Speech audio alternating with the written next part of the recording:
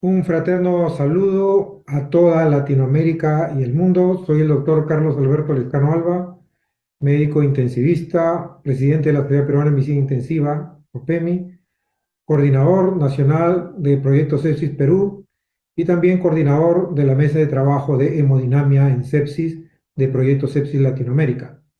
En esta oportunidad vamos a hablar sobre respuesta y tolerancia a fluidos en shock séptico. Vamos a revisar estos aspectos que ustedes pueden apreciar relacionados a estos conceptos de respuesta y tolerancia a fluidos. Empecemos.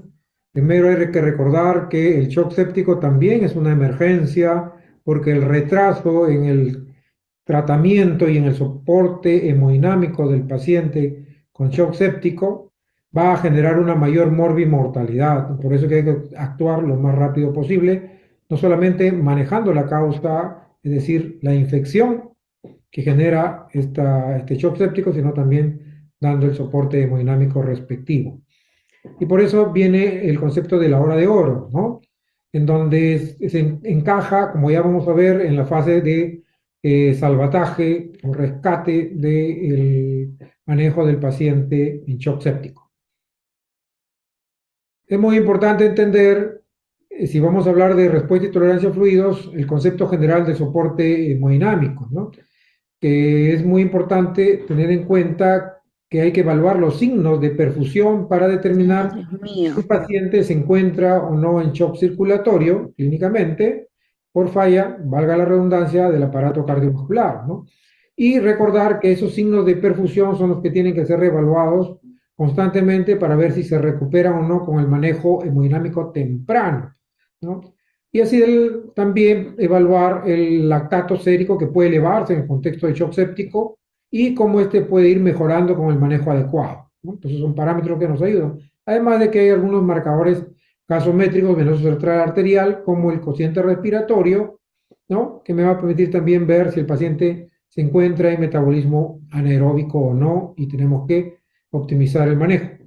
Estos objetivos clínicos de partida y de reevaluación, ¿no? Son muchas veces no necesariamente tempranos, porque desde el punto de vista ya de microvascular, del punto de vista estructural, muchas veces en el contexto de shock séptico ya tenemos una alteración microvascular y tenemos una lesión del glucocálix endotelial que hace que probablemente el manejo y la contención de líquidos dentro del espacio vascular se vea comprometida, y conforme van pasando los minutos y las horas, que va a ser mucho más complicado poder optimizar este volumen intravascular con fluidos. Por eso que hay que actuar lo más pronto posible y controlar también la causa de fondo. El enfoque inicial hemodinámico es tratar de optimizar la presión de perfusión tisular, y eso va por optimizar la presión arterial media, cuyo rango más o menos promedio va entre 60 y 70 milímetros de mercurio para alcanzar esta presión de perfusión. Pero así también optimizar el flujo sanguíneo cuando corresponde, sobre todo cuando tenemos saturaciones venosas centrales de oxígeno bajas, por debajo del 65%, con hemoglobina y saturación arterial en rangos aceptables, que nos hace pensar que el problema está en la bomba cardíaca, en el gasto cardíaco, ¿no? Más aún, sobre todo, cuando tenemos una diferencial entre la presión venosa central de CO2 y la presión arterial de CO2 que está por encima de 6 milímetros de mercurio. Eso nos orientaría a que no solamente hay que subir la presión arterial si este está por debajo de estos rangos, sino también optimizar el flujo sanguíneo, dígase, optimizar el gasto cardíaco. En ese contexto de la optimización del flujo sanguíneo gasto cardíaco, entra el concepto de precarga, contractilidad y postcarga que generan una optimización del volumen sistólico, uno de los componentes principales y objetivos de mejora del gasto cardíaco. Y cuando hablamos de optimización de precargas, es donde vamos a hablar de estos conceptos de respuesta y tolerancia a fluidos. Ahora, en cuanto a las fases del manejo del shock séptico, ya fue mencionado por Jean-Louis Vincent y por De Becker en publicaciones anteriores, en donde nos hablan que desde el punto de vista conceptual se entiende que el soporte hemodinámico del paciente en shock séptico tiene cuatro fases, en donde la primera fase lo que uno busca es salvar la vida del paciente, la fase de salvataje, en donde toma decisiones rápidas para revertir la hipotensión, para revertir el riesgo de que el paciente pueda ir al colapso y al paro cardiorrespiratorio o pueda tener como consecuencia una falla multisistémica. Entonces, en este contexto, la decisión de pasar fluidos es una decisión muchas veces clínica, ¿no? Una decisión rápida. En cambio, posteriormente, ¿no? En los siguientes minutos u horas, ya viene la fase de optimización de este soporte hemodinámico, en donde probablemente el paciente, además de hacer la resucitación con fluidos, ya se le ha iniciado soporte vasopresor, y aquí lo que necesitamos es optimizar el volumen intravascular del paciente si todavía queda margen de optimización. Y aquí viene el concepto de reto de fluidos, como ya vamos a ver. Posteriormente, ya, como les vamos a mostrar, viene la fase ya de restricción de administración de fluidos y luego la de resucitación, ¿no? Eso lo podemos ver acá. Entonces es muy importante tener en cuenta que en la fase inicial de salvataje, el concepto que vamos a manejar es resucitación con fluidos. En la fase de optimización, reto de fluidos, los dos primeros motivos de la charla de ahora.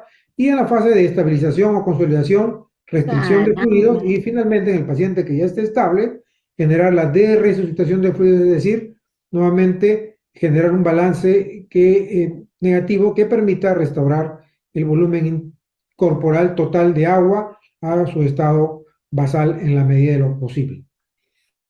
Resucitación versus reto de fluidos.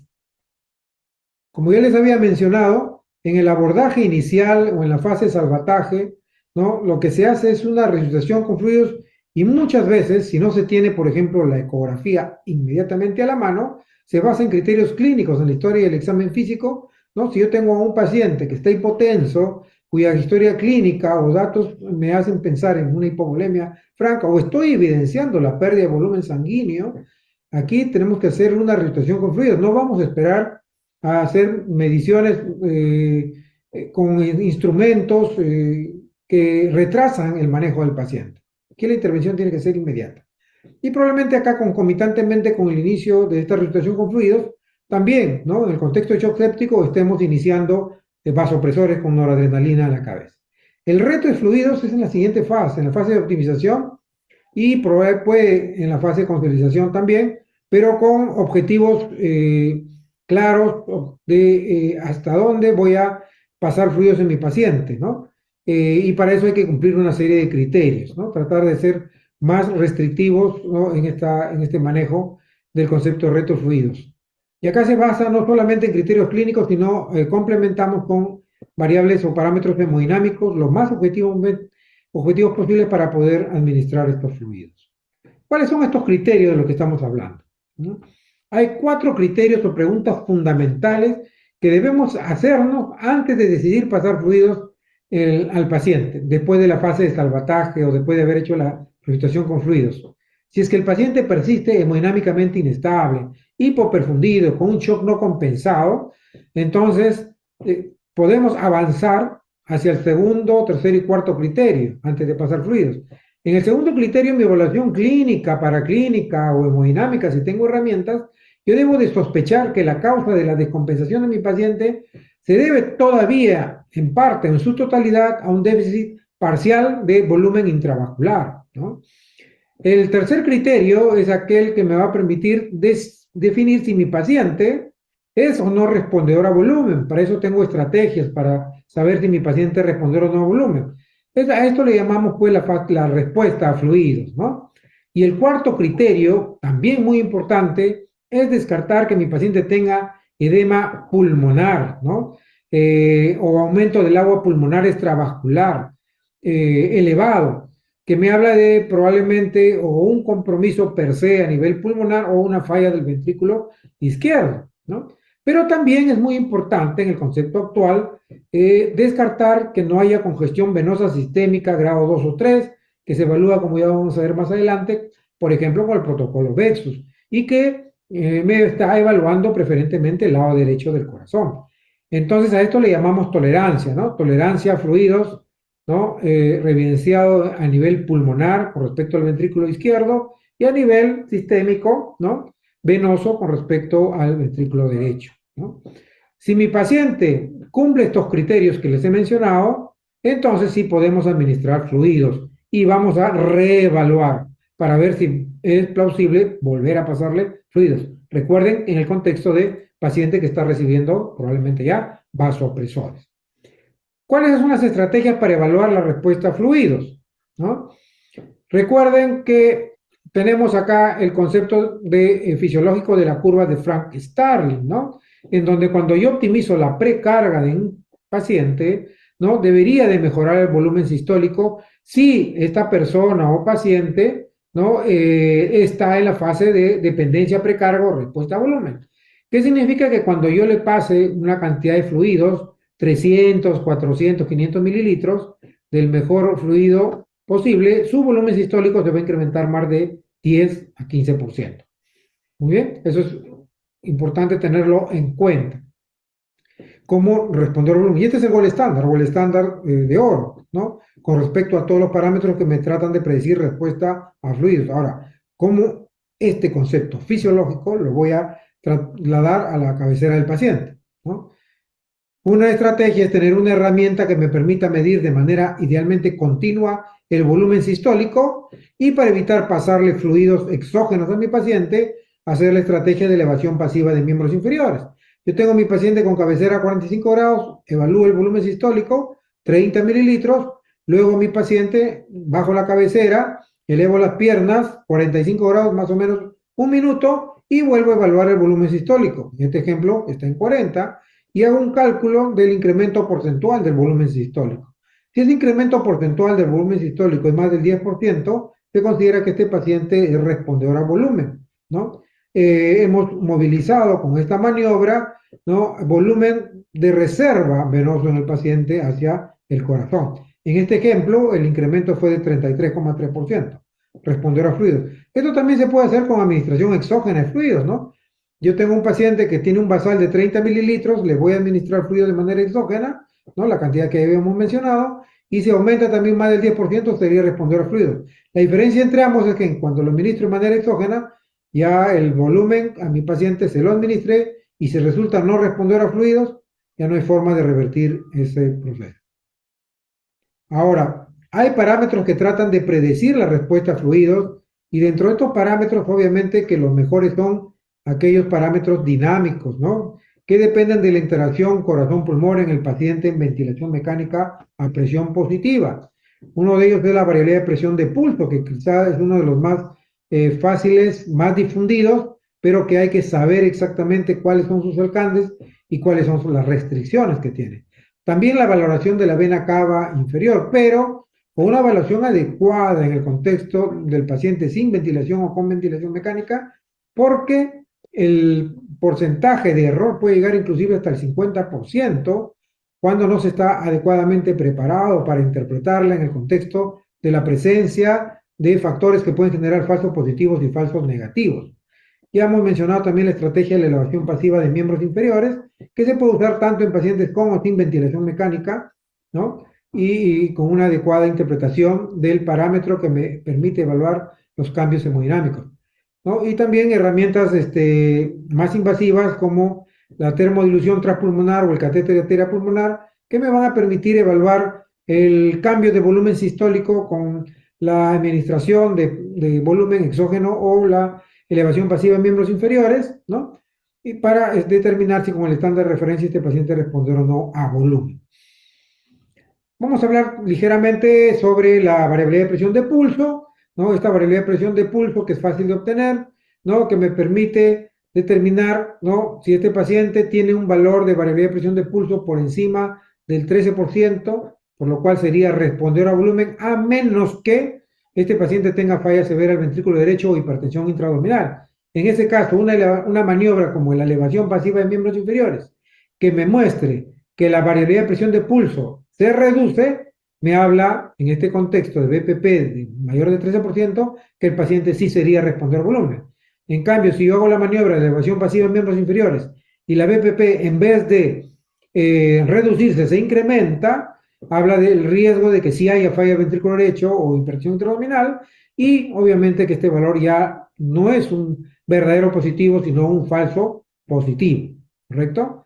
Y en el contexto de los pacientes que tienen variabilidad de presión de pulso por debajo del 9%, en donde la compliance es más de 30 mililitros por centímetro de agua, compliance del sistema respiratorio, o tienen un volumen corriente de 8 mililitros por kilo de peso ideal a más, se consideraría que es no responder a volumen. En el contexto entre 9 a 13% o cuando tengo menos de 9%, pero con reducción de compliance y volumen corriente bajo, entonces tengo que hacer estrategias adicionales como el reto de volumen TIDAL, ¿no? En el ventilador mecánico tengo que medir la variabilidad de presión de pulso con volumen corriente de 6 mililitros por kilo de peso ideal, ver cuánto es de variabilidad de presión de pulso, luego subo el volumen corriente a 8 mililitros por kilo de peso ideal y en un minuto más o menos evalúo qué pasó con la variabilidad de presión de pulso. Si esta se incrementó más de 3,5%, ¿no? De valor absoluto, por ejemplo, en este caso de 10% subió a 15%, se considera respondedora volumen, ¿no? El estudio de Mayat, Treteboy, entre otros de los autores, ¿no? Entonces es muy importante entender esto. Es muy importante entender que para que esto sea válido, el paciente no tiene que tener arritmias y tampoco respiraciones espontáneas y estar en ventilación mecánica a presión positiva. También hay parámetros ecográficos que me van a permitir evaluar la respuesta a fluidos, ¿no? Ya hemos dicho que el estándar de oro es la variación o incremento porcentual del volumen sistólico gasto cardíaco. Y esto también se puede evaluar con la ecografía, ¿no? Obviamente que siempre es operador dependiente y también es aprendizaje dependiente, ¿no? Con un mayor nivel de práctica o práctica dependiente, ¿no? Hace que los resultados sean mucho más confiables. Pero también puedo evaluar variables dinámicas con la ecografía, como ya mencionamos la vena cava inferior, ¿no? Con la transesofágica, la vena cava superior, pero también tenemos las variabilidades con la ecografía, así como hay la variabilidad de presión de pulso y de variabilidad de volumen sistólico, tenemos la variabilidad de la integral tiempo-velocidad con la ecografía y la variabilidad de la velocidad de pico sistólico y flujo aórtico, que son las más confiables cuando son adecuadamente realizadas, ¿no? Entonces acá tenemos, ¿no? Por ejemplo, la evaluación de la variabilidad de la velocidad de flujo aórtico, en donde también depende de la interacción corazón-pulmón en ventilación mecánica, y cuando esta variabilidad, cuya fórmula es similar a la variabilidad de presión de pulso, tiene un punto de corte por encima de 13-14%, habla de que el paciente podría ser responder a volumen. Pero también podemos ver la variabilidad de la integral tiempo-velocidad, ¿no? Para los que hacen ecografía o ya se han preparado en ecografía, que me permite también definir si el paciente puede ser responder o no a volumen, ¿no? Pero además, como ya les había mencionado, la ecografía me permite evaluar el volumen sistólico a través de la evaluación de la integral tiempo-velocidad y del diámetro del tracto de salida del ventrículo izquierdo. Y poder ver si el volumen sistólico se incrementa o no, más del 10% con el aumento de la precarga. Entonces, estos parámetros tratan de acercarse o aproximarse al estándar o estándar de referencia. Recordemos que todos nosotros, si no tenemos alguna patología cardiovascular seria, somos respondedores a volumen, pero de los pacientes que llegan a emergencia, más o menos el 75% son respondedores a volumen. En la UCI solamente el 50% de estos pacientes en shock son respondedores a volumen, y conforme van pasando los días, disminuye la cantidad o porcentaje de pacientes que son respondedores a volumen. Por lo tanto, es muy importante determinar cuáles son pacientes respondedores a volumen. Y por último, vamos a ver lo que es la tolerancia a fluidos. ¿Cómo vamos a evaluar la tolerancia a fluidos? Y aquí entonces, quizá el paso más importante para tener en cuenta es que un paciente ya deja de ser respondedor a fluidos y de paso ya se considera no tolerante a fluidos cuando el incremento porcentual del volumen sistólico, cuando mejoramos la precarga, es menos del 10%. Peor aún si se negativiza, ¿no? Entonces, este paciente es un paciente en alto riesgo de generar edema pulmonar y de no beneficiarse, pues obviamente, de la administración de fluidos. Ahora, hay varias formas de ver también esta tolerancia a fluidos. Una de ellas es evaluando cómo se comportan estos marcadores de función diastólica con la ecografía en el ventrículo izquierdo, ¿no? Acá tenemos una relación de la onda E con la onda A nivel de la apertura de la válvula mitral con Doppler pulsado, y vemos cómo esta se va modificando conforme vamos administrando fluidos en el paciente, ¿no? Es cierto que va mejorando la integral tiempo-velocidad, que la podemos ir evaluando de manera concomitante, que nos dice que en esta primera parte hay respuesta a fluidos, pero vamos viendo cómo va cambiando también la relación entre la onda E y la A. Y en esta segunda parte, en donde también se continúa la administración de fluidos, vemos cómo la variación de la integral tiempo-velocidad, dígase de manera equivalente, variación del volumen sistólico es menos del 10%, no responder a fluidos, y cómo ha cambiado también la relación de la onda E y la onda A, que nos habla de que probablemente estamos yendo hacia una fase pues ya de no tolerancia, o sea, de la mano la no respuesta con la no tolerancia, pero no siempre van de la mano, a veces puede haber todavía respuesta, pero ya no hay tolerancia o viceversa, ¿no? Otra forma de esquematizar lo mismo que les he mencionado es cómo va mejorando, ¿no?, el volumen sistólico conforme se va administrando fluidos al paciente en la primera parte y cómo ya no es responder a volumen el paciente en la segunda parte con un incremento menos del 10% del volumen sistólico y como de la mano también vemos cómo la parte diastólica se va alterando, ¿no? Empezamos con una relación entre la onda E y la onda A menor de 0,8 y terminamos con una relación mayor a 2. Entonces también es otra forma de evaluar esa tolerancia a fluidos.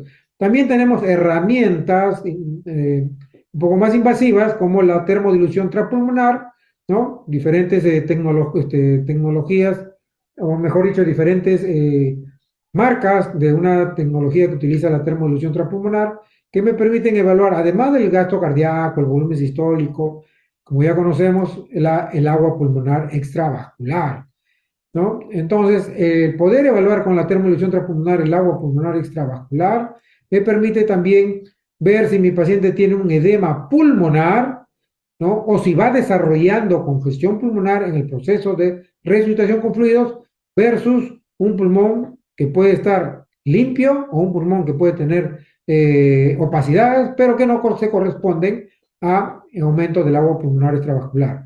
El rango normal es de 3 a 7 mililitros por kilo de peso ideal de agua pulmonar extravascular.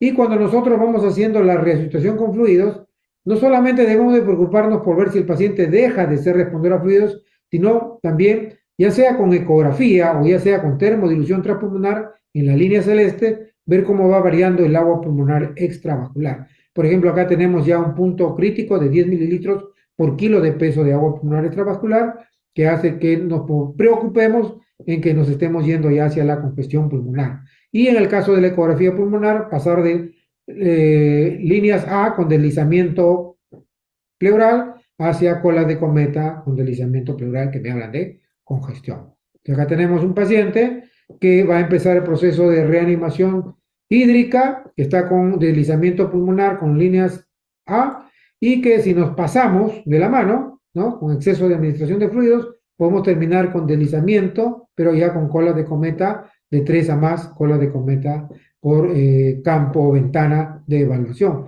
incluso aparición de fusión pleural. Entonces hay que tener mucho cuidado con pasar de un patrón de un pulmón no húmedo hacia un pulmón húmedo, ¿no? O si evaluamos el pulmón y está húmedo, entonces hay que considerar la posibilidad de ya no manejar con fluidos a este paciente, sino ir a la siguiente estrategia. Y la otra estrategia para evaluar si mi paciente es tolerante o no a fluidos es hacer la evaluación de la congestión venosa sistémica y para eso tenemos el protocolo VEXUS, que me permite ver cómo se está comportando, cuál es la capacidad también directamente del ventrículo derecho para aceptar fluidos, ¿no?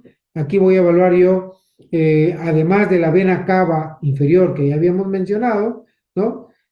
Vamos a evaluar el Doppler a nivel de vena hepática, de vena porta y de vena renal, ¿no? Entonces acá nosotros podemos tener patrones normales a cada uno de estos vasos sanguíneos y tenemos que aprender a reconocer cómo se alteran estos patrones normales ecográficos, ¿no? Pasar, por ejemplo, de una vena, un Doppler de vena hepática, ¿no?, de una S invertida hacia una S que se va hacia la parte superior, ¿no? O pasar de un Doppler de vena porta hacia una onda sinusoidal, o pasar de una Doppler de vena renal, ¿no?, hacia un patrón, ¿no?, hacia un patrón en donde tenemos un pico sistólico con pérdida prácticamente del pico diastólico o de la fase diastólica, ¿no? Entonces, cuando evaluamos este protocolo BEPS, podemos clasificar al paciente en grado 0, si es que todo está normal, en grado 1, 2 o 3, ¿no? Siendo el 2 y el 3 con venas cavas mayores a 2 centímetros, ¿no? Y con hallazgos también de los otros parámetros que habíamos mencionado de la vena porta, hepática y renal, que me hacen concluir que tenemos una congestión venosa importante. Entonces también es muy importante evaluar este aspecto. Solamente para terminar, recuerden, ¿no?, que más allá de querer rellenar en el shock séptico un tanque que se ha incrementado por la vasodilatación con fluidos, es mejor utilizar un vasopresor para restaurar el volumen del tanque y requerir menos cantidad de fluidos en este paciente que se encuentra en shock séptico. Entonces, la optimización del volumen intravascular de la fluidoterapia va de la mano con un uso adecuado, temprano y racional de vasopresores y con ello la noradrenalina a la cabeza. En la evaluación integral clínica, gasométrica y con herramientas de monitoreo hemodinámico son los que me va a permitir tomar la mejor decisión de cómo debo actuar con mi paciente y también son las herramientas que me van a permitir reevaluar el resultado de esa intervención. Entonces, para llevarse a la cabecera del paciente, la respuesta y tolerancia a fluidos se empieza a evaluar en las fases iniciales del manejo del shock circulatorio, incluido el shock séptico. La estrategia inmediata y clínica de resucitación con fluidos en la fase de salvataje no se debe confundir con la estrategia reto de fluidos en el proceso de optimización del mismo. Los 4 criterios para decidir realizar un reto de fluidos son shock clínicamente no compensado, sospecha de hipovolemia como causa, respondedor a fluidos y tolerante a fluidos. La capacidad de ser respondedor a fluidos se evalúa idealmente con el estándar de oro, que es el incremento de más del 10% del volumen sistólico, o alternativamente con algunos de los parámetros dinámicos de respuesta a fluidos, entre ellos la variabilidad de presión de pulso, la variabilidad de volumen sistólico, la variabilidad de la velocidad de flujo aórtico, la variabilidad integral tiempo-velocidad, entre otros. Y la falta de tolerancia a fluidos, además de no ser respondedor a fluidos, puede evaluarse con la presencia o no de incremento del agua pulmonar extravascular, ecografía o con termodilución transpulmonar, y el grado de disfunción diastólica, ecografía, con respecto al corazón izquierdo. Pero también con el protocolo VEXUS, evaluando vena cava inferior, evaluando venas suprahepáticas, vena porta y renal para el corazón derecho. Muy bien. Doctor Carlos, ¿me escucha?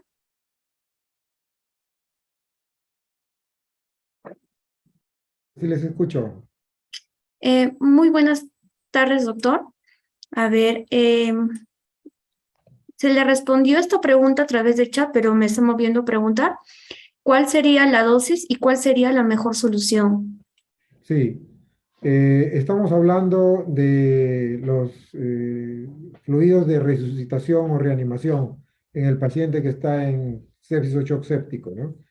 Hay que entender aquí, como pueden haber visto en la charla, de que es muy importante diferenciar la fase inicial de rescate o salvataje del paciente que está en shock con la fase posterior de estabilización, ¿no? Yo soy médico intensivista. Nosotros vemos con más frecuencia a los pacientes en la fase de estabilización, los médicos emergenciólogos o los médicos que atienden a los pacientes en la emergencia, o los médicos que asisten a los pacientes que se descompensan, ya sea fuera del área hospitalaria o en los pisos de hospitalización o en el área de recuperación posanestésica, etcétera. Son los que hacen la primera atención de estos pacientes y en base a la historia clínica, al examen físico, tienen que decidir si le van a pasar o no fluidos a estos pacientes. En el caso del shock séptico, ¿no? Un buen porcentaje de estos pacientes requieren fluidoterapia inicial y a esto, como deben haber escuchado, les llamo resucitación con fluidos. Y es variable, ¿no? Puede ir entre 10 a 50 mililitros por kilo en un tiempo variable dentro de las primeras 3 horas. El Surviving Sepsis Campaign sigue manteniendo la cifra de promedio de 30 mililitros por kilogramo de peso. Pero como les digo, esto hay que ajustarlo paciente a paciente. O sea, no es una receta exactamente igual para todos los pacientes. Hay que decidir clínicamente quiénes requieren menos, quiénes requieren más. Vuelvo a insistir, inicialmente bajo decisión clínica a menos que tengan un ecógrafo a la mano en la emergencia o en el momento que el paciente se compensó, pero es esencialmente bajo decisión clínica. Ya en la UCI o en la fase posterior, en la fase de optimización, lo que hacemos es estrategias para ver si el paciente todavía tiene déficit de volumen intravascular, si va a responder a la administración de fluidos. Ahí hacemos, por ejemplo, nosotros la estrategia de elevación pasiva de miembros inferiores, midiendo algunos parámetros que si desean podemos conversarlo también, y viendo que el paciente vaya a tolerar la administración de fluidos, es decir, que no tenga edema pulmonar ni que tenga congestión venosa sistémica. Cuando hablo de congestión venosa sistémica, nos referimos pues, si uno usa un ecógrafo que tenga una vena cava inferior dilatada, que no varía con el ciclo respiratorio, que tenga dilatación de las venas suprahepáticas, ¿no? Dilatación de la porta, con flujos alterados,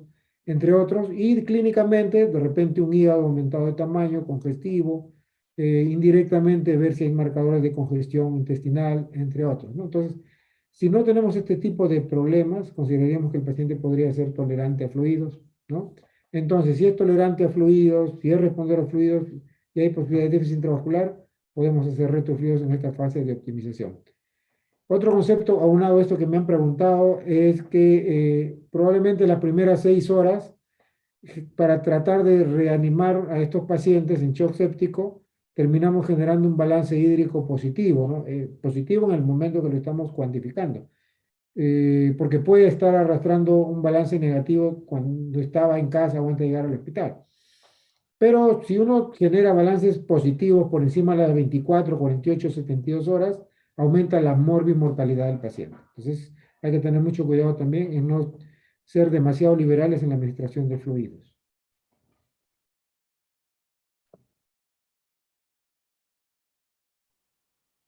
Muchas gracias, doctor. Hay otra pregunta por interno. Dice, ¿el uso de vasopresores por vía periférica, hasta cuánto tiempo como máximo se puede usar? Sí.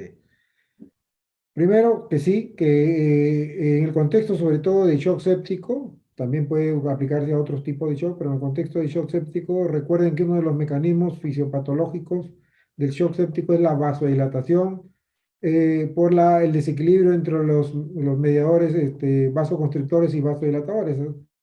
Hay la síntesis del óxido nítrico, que es un potente vasodilatador, además de otras sustancias. Por lo tanto, un antídoto, entre comillas, o algo, una droga que pueda revertir este fenómeno de vasodilatación es un vasopresor. Y en este caso tenemos a la noradrenalina como vasopresor de primera elección, ¿sí?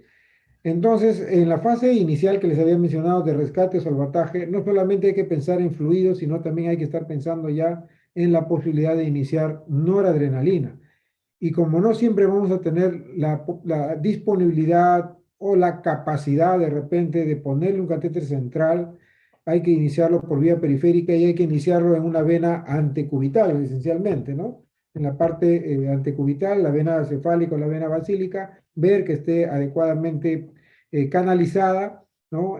Con una aguja o una aguja más o menos calibre 14, 16, ¿no? En la medida de lo posible, y pasarle noradrenalina, pero no una noradrenalina como la usamos por la vía central, que es 2 ampollas diluidas en 100 de destroza, sino acá yo les recomendaría hacerlo más diluida la preparación, una ampolla de noradrenalina, es decir, 4 miligramos en 250 mililitros de dextroza. Ahora, ¿cuánto tiempo puede permanecer? En realidad debería ser un puente. ¿Qué quiere decir? Que lo debería yo usar hasta que encuentre el material necesario o hasta que pueda llegar la persona, el profesional, el médico que tiene experiencia para poner vía central y colocarle la vía central al paciente y pasar la noradrenalina de vía periférica a vía central. Entonces, más que un tiempo mínimo, máximo, es reducir al máximo la duración de la vía periférica con noradrenalina y pasar a una vía central. Pero, vuelvo a insistir, con un procedimiento seguro para el paciente. ¿Si tienen más preguntas? Sí, doctor, hay otra pregunta. Me dice, considerando que hay varios establecimientos de periferia que muchas veces refieren referir pacientes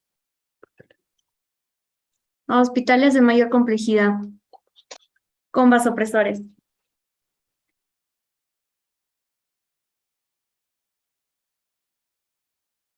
Sí. ¿Quiero entender la pregunta? No, no la escuché muy bien. No sé si me la pueden repetir la pregunta. ¿Cuál es la pregunta exactamente?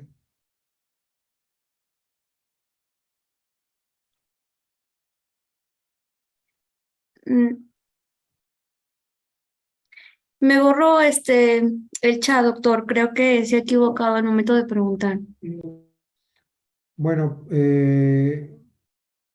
si solamente más o menos tratando de ver, me están hablando de la atención de alguna persona en periférica, ¿no? En periferia, ¿no? Que está, asumo que con una infección y que asociado a esta infección está haciendo manifestaciones que me hacen sospechar que pueda tener sepsis, ¿no? Me está haciendo hipotensión de repente, me está haciendo un problema respiratorio, una taquimia, o asociado de repente ya a un compromiso del estado de conciencia, o alguna otra manifestación que me hable de que algunos de los órganos están comprometiéndose, lo que me haría pensar en que la posibilidad de sepsis. Y si esto está generando pues que el paciente tenga problemas de perfusión, es decir, que hay un mal llenado capilar, que comience a cambiar la coloración de la piel, que yo verifique que prácticamente no está orinando las últimas horas, entonces hablo de la posibilidad de que este paciente, conjuntamente con la presencia o no de una disminución de la presión arterial, esté en un cuadro de shock, o vaya, o esté en camino a un shock escéptico, ¿no? Entonces, en estos casos, lo primero que tengo que hacer en periferia es pasarle un cristaloide, ¿no? Que es lo que está a la mano en periferia. Y en nuestro país a la mano está el suero fisiológico o cloruro de sodio al 9 por mil, como le deseen llamar, ¿no? No tenemos las soluciones balanceadas en periferias, es raro, incluso en los hospitales no siempre hay las soluciones balanceadas, digamos, el lactato Ringer, que es el que suele haber en el país. Entonces hay que iniciarle suero fisiológico, ¿no? Más o menos en estas cantidades que hemos mencionado, dependiendo del criterio clínico del médico que está atendiendo el caso, entre 10 a 50 mililitros por kilo, ¿no? En promedio 30. Así no sé, él Y no importa, yo igual estoy metida. también inmediatamente tratar de referirlo al paciente hacia otra institución en donde puedan ya hacer un manejo un poco más avanzado.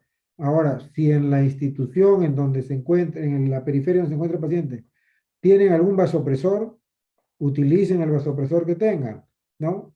O sea, si tienen noradrenalina, empiecen noradrenalina para tratar de subir la presión. Si tienen dopamina, aun cuando no es ya la recomendación usar dopamina, pero si no hay noradrenalina, no les quedará más que usar dopamina para intentar subir la presión.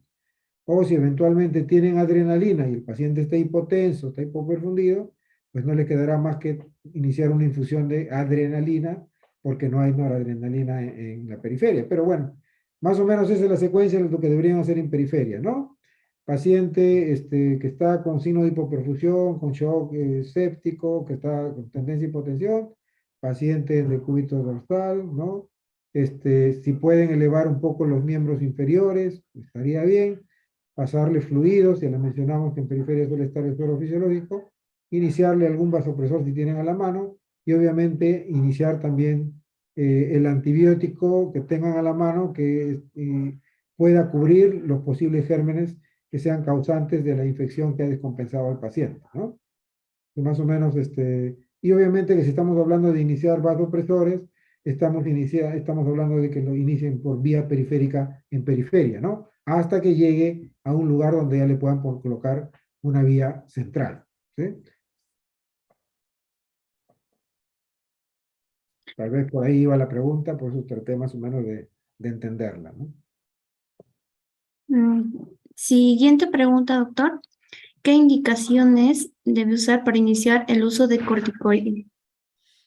Sí, en realidad la indicación del uso de corticoide dice que se usa corticoide cuando estamos hablando de shock séptico refractario.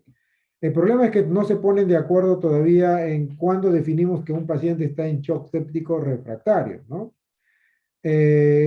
vamos a mencionar para un grupo de trabajo, el shock séptico refractario es aquel paciente en donde ya se ha considerado que tiene una adecuada resucitación con fluidos, es decir, ya tiene un adecuado volumen intravascular, ¿no?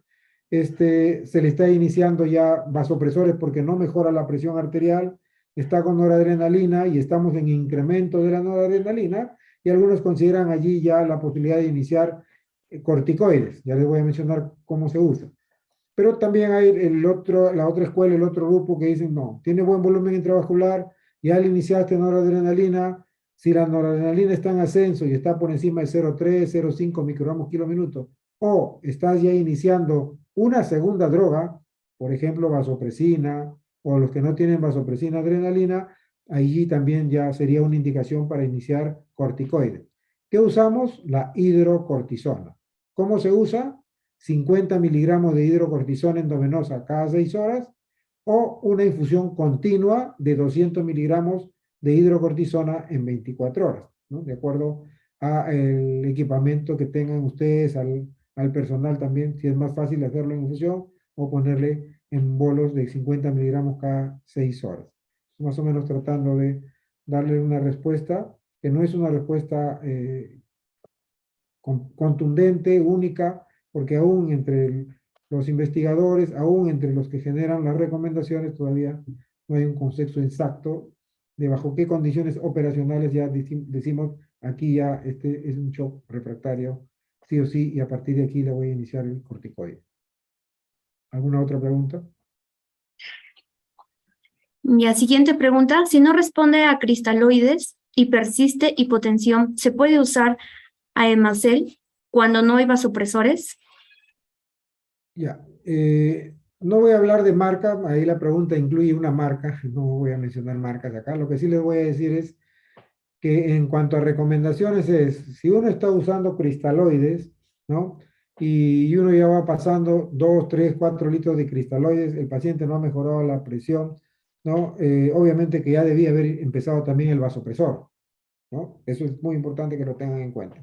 Ya debía haber empezado el vasopresor. Pero si considero que todavía el paciente requiere más volumen, ¿no? Y esto hay que valorarlo clínicamente, o si tienen alguna herramienta de monitoreo para hacerlo, también que ayude. Pero si yo considero que aún requiere más o optimizar el volumen intravascular, sí, se puede asociar, ¿no? Con recomendaciones no muy fuertes, pero se puede asociar un coloide, ¿correcto? Pero el coloide que ha sido estudiado para asociar en este caso es la albúmina. Hay un estudio, ¿no? Que es el estudio SAFE, en donde se asoció albúmina al 4%, es decir, albúmina, podríamos llamarlo así, diluida con respecto a la que conocemos en el país, porque la que conocemos en el país es albúmina al 20%. En cambio, en otro estudio, el estudio Albio, sí utiliza albúmina entre 20 y 25%, y en el caso de shock séptico, donde tenemos también este tema ya de administración de cristaloides, y en pacientes que tienen probablemente hipoalbuminemia, se utiliza más o menos 2 frascos de albúmina al 20% cada 8 horas, para tratar de ayudar en este problema ya de la administración importante de cristaloides. Ahora, la pregunta está en función a un coloide que no es albúmina, ¿no? Es una gelatina, ¿sí? Esta es una gelatina y de todas maneras siempre hay que tener cuidado porque hay gelatinas, como las que se han mencionado, que sus ligandos de urea y el tamaño de la molécula pueden estar asociados a una mayor incidencia de falla renal y pueden estar asociados también a una mayor incidencia de coagulopatía. Entonces, por un lado. Y por otro lado, yo les diría, cuando tengan una gelatina a la mano, ¿no? De estos expansores plasmáticos de lo que están preguntando, miren qué cantidad de cloro tiene, ¿sí? Entre otros de los elementos. El cloro en el suero fisiológico está a una concentración de 154 miliequivalentes por litro. El cloro en nuestro organismo en promedio es 100 miliequivalentes por litro, es decir, ya el suero fisiológico tiene una concentración de cloro bien alta, por eso que puede inducir acidosis hiperclorémica. Las gelatinas, hay gelatinas que tienen 162.5 miliequivalentes por litro de cloro. Entonces termina siendo un golpe de cloro mucho más fuerte incluso que el suero fisiológico y me puede inducir con mayor facilidad también acidosis metabólica hiperclorémica y, ¿por qué no? También podría poner en riesgo también la función renal. Entonces, eh, no abusemos de la gelatina, ¿eh? Yo evito usar la gelatina, claro que tengo la ventaja de sí tener albúmina, ¿no? Cuando lo requieren algunos pacientes, pero tengamos bastante cuidado con la administración de la gelatina. Como ya les dije, vasopresor, el cristaloide, eh, hasta que mejore la perfusión, no hay que tampoco pasarle grandes volúmenes de cristaloide. Ya les dije que por encima de 3-4 litros, mayor riesgo de ser acidosis metabólica precolómica y balances hídricos positivos por encima de 24, 48, pero peor aún, balances hídricos positivos por encima de 72 horas, mayor riesgo de morbilidad y mortalidad. ¿Alguna otra pregunta? Sí, siguiente pregunta, doctor. En caso de tener epinefrina, ¿con qué dosis iniciaríamos en el primer nivel de atención? Gracias. Para mencionarles que cuando usamos la epinefrina, nosotros, ¿no? En cuidados intensivos preparamos 10 ampollas de epinefrina o adrenalina que viene de 1 miligramo en 100 mililitros de suero fisiológico, pero eso lo pasamos por vía central. Entonces aquí la recomendación que yo les daría también es, como no tienen la vía central, preparen la epinefrina más diluida. Pongan 5 ampollas de adrenalina, ¿no? En 250 mililitros de suero fisiológico. Y también por la vena antecubital, ¿sí? 5 ampollas de adrenalina en 250 mililitros de suero fisiológico. Y van a ir titulándolo de 5 mililitros en 5 mililitros, tratando de que la presión arterial del paciente suba por encima por lo menos de 60-65 milímetros de mercurio como presión arterial media. Y si ustedes no tienen el monitoreo invasivo de la presión y toman manualmente la presión, que por lo menos la presión arterial sistólica esté por encima de 90 milímetros de mercurio con este incremento progresivo de la adrenalina, ¿sí? O epinefrina, como lo han puesto en la pregunta. Siguiente pregunta. Acá el asistente Santiago está solicitando repetir sobre la infusión de hidrocortisona en shock refractorio. Sí, Por favor. sí. Si queremos preparar una infusión de hidrocortisona, lo que les recomiendo es ponerle al paciente su bolo primero, o sea, le ponen 50 o 100 miligramos de hidrocortisona, correcto, un bolo, y luego van a preparar en 100 mililitros de suero fisiológico, ¿no? 200 miligramos de hidrocortisona, 200 miligramos de hidrocortisona, ¿correcto? Y eso lo van a pasar a 4.2 mililitros por hora, es decir, que esos 100 mililitros pasen 24 horas. Dividan ustedes 100 mililitros entre 24 horas y van a saber a cuántos mililitros por hora deben de pasar esa infusión de hidrocortisona, ¿sí? Entonces más o menos son 4.2 mililitros por hora si hacen la división. ¿Alguna otra Muchas pregunta? gracias, doctor. Hay una última pregunta. Se comenta que el uso de vasopresores con cloruro de sodio al 9% se puede inactivar. Sí, la estabilidad de la noradrenalina con el suero fisiológico es menor que cuando la noradrenalina está preparada en dextrosa. Entonces estamos hablando sobre todo de noradrenalina, pero también solemos preparar dopamina, que es otro vasopresor, pero también con acción inotrópica en dextrosa, ¿no?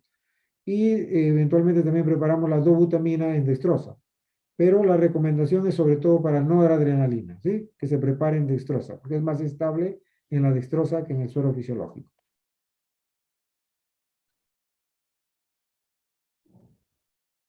La adrenalina sí la pueden preparar en cloruro, no hay problema. O epinefrina, como han puesto en la pregunta. Muchas gracias, doctor. También les queremos agradecer al público por sus preguntas.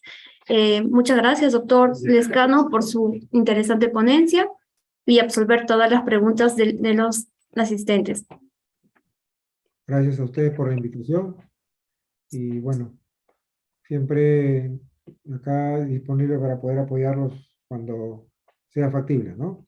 A quienes estén interesados, tenemos nosotros como la Sociedad Peruana de Medicina Intensiva, del cual soy presidente, un congreso panamericano ibérico en Lima.